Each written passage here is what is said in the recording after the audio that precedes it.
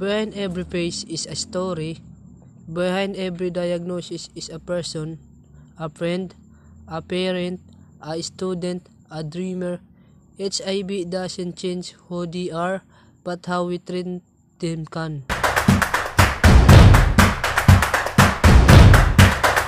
HIV doesn't discriminate, and neither should we.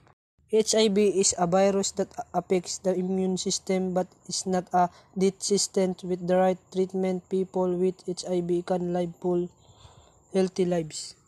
The real danger, stigma and silence. Too many stay hidden out of fear. Judgment hurts more than the virus.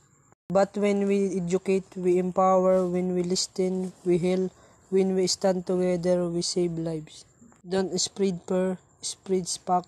Don't turn away, stand up, get tested, support your friends, be part of the change.